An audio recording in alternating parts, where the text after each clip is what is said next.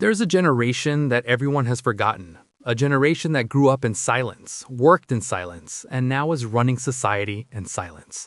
Born between 1965 and 1980, those who nobody asked what they wanted. Today, I want to tell you why this generation became this way and what goes through their minds. This generation was the first generation that grew up alone. Both their parents worked, kids went home by themselves. Empty house, nobody was there to tell them what to do or what not to do.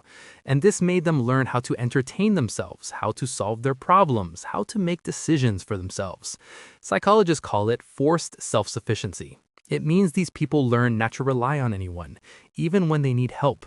They learn that complaining doesn't help, you have to fix everything yourself. This experience later became a lifestyle, a way of thinking that always stayed with them.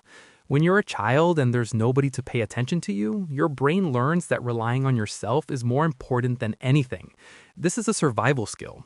The good thing is this generation became very independent, and the bad thing is asking for help is hard for them, very hard. They learned that if you want to get something done, you have to do it yourself. Trusting others means taking a risk, and this generation understood very early that taking risks doesn't necessarily pay off. And you know what? This wasn't just about homework or making a sandwich after school. This was about emotional needs too. When you're upset and nobody's home, you learn to process your feelings alone. When you're excited about something and there's nobody to share it with, you learn to celebrate quietly by yourself. This shaped how they handle emotions even today as adults. You know what's interesting? When this generation grew up, they transferred many of these patterns to their own children, but with one difference. They tried to make sure their children never experienced that feeling of loneliness. That's why many Gen X parents are supportive parents, because they know how hard that feeling is. But this same support sometimes caused their children not to have that self-sufficiency skill. An interesting contradiction, right? This generation learned that loneliness isn't a weakness, but rather a reality you have to deal with. In those childhood years, they understood that the world isn't the way it's shown in movies and books. Nobody comes to save you. Nobody waits for you. You have to find your own way. This made this generation mature much earlier than their actual age. Children who were 8 years old and had to make their own food, do their own homework, take care of their younger siblings. These responsibilities might seem strange now, but for Gen X, it was completely normal. It was just life. They didn't think of themselves as heroes or victims. They just did what needed to be done. Now, let's go one step further. The 80s and 90s. This generation was growing up and was seeing how the world was changing. The economy was taking a different shape. Factories were closing down. Traditional jobs were disappearing. Their parents, who thought they'd have a stable job until the end of their lives, were suddenly getting fired.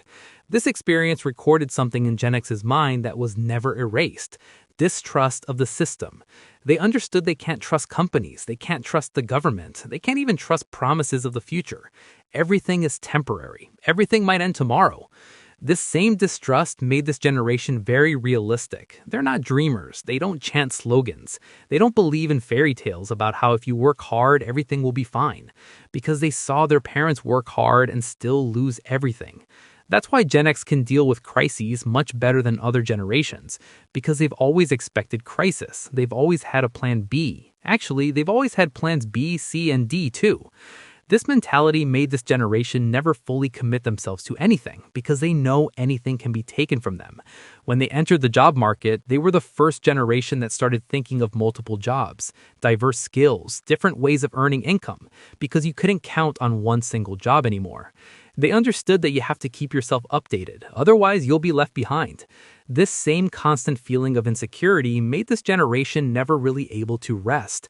There's always a worry in their mind that if everything is good today, tomorrow everything might fall apart. Chronic anxiety, the feeling that you can never be comfortable, made Gen X a tired generation. Not that physical tiredness, but a mental tiredness that's always with them. You always have to be careful. You always have to be ready. You always have to think one step ahead. It's exhausting, but they don't know any other way to live. Gen X is a silent generation. Why? Because when they were children, nobody heard their voice. When they became teenagers, nobody asked them what they wanted. When they entered the job market, they were told you have to deal with the conditions. When they got older, everyone's attention was on the generations before and after them. The boomers had all the power and resources. The millennials got all the attention and sympathy. Gen X, they were just there, in the middle, forgotten. So this generation learned to be quiet and do their work. They have no expectations, they make no demands. They just put their head down and do their work. That's why many managers and leaders are from Gen X. But nobody talks about them, because they don't talk themselves either. They don't write books about their struggles, they don't make podcasts about their generation's trauma. They just keep going. Silence is power. A hidden power. This generation doesn't want to be seen, they just want to do their work properly and leave. They know that attracting attention means becoming a target, and they prefer to stay in the shadows and do their work. Better to be underestimated than to be in the spotlight and disappoint everyone. This approach has taught them how to get results without fuss, how to do big things without advertising. They're the same people who, when a project runs into problems, come quietly and fix it. Nobody realizes, nobody thanks them, but it doesn't matter, because this generation doesn't work for praise. They work so the job gets done right. Recognition is nice, but it's not why they show up.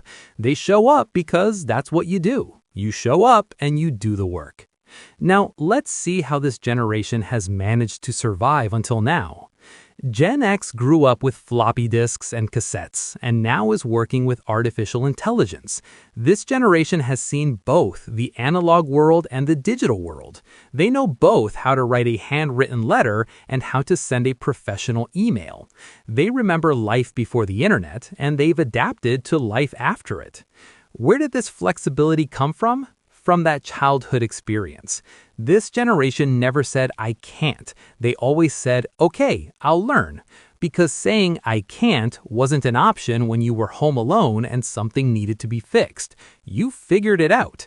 Now in the workplace, Gen X is usually the person who connects everyone together. They can talk to boomers, they can communicate with millennials, they can get along with Gen Z too.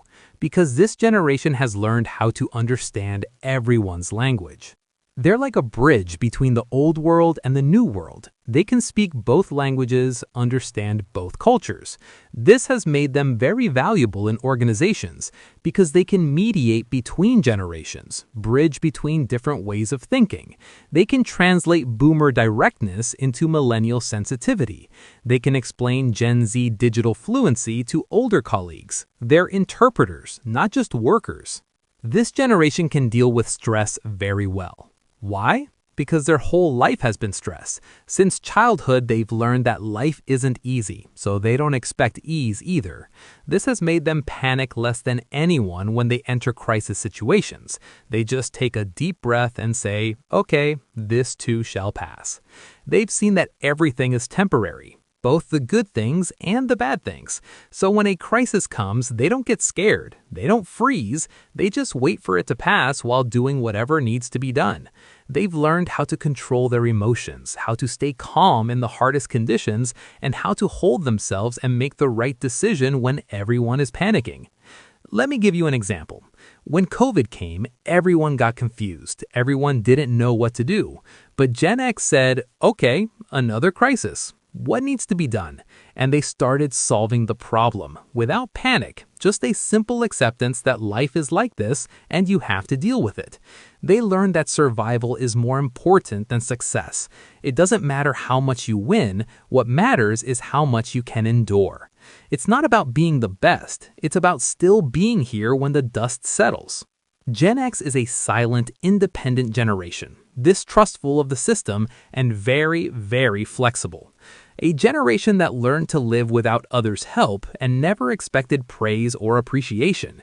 A generation that now is running society in silence and nobody knows how important they are. They're the managers who keep things running. They're the ones who solve problems before anyone noticed there was a problem. They're the backbone that nobody sees. If you're from Gen X yourself, you're probably nodding your head right now and saying exactly this. And if you're from other generations, now you know why that person next to you doesn't talk as much as you think, because they learned that talking doesn't help, only working helps. Words are cheap. Results matter. And Gen X has been getting results quietly for decades, while everyone else was busy talking. Until the next video, goodbye.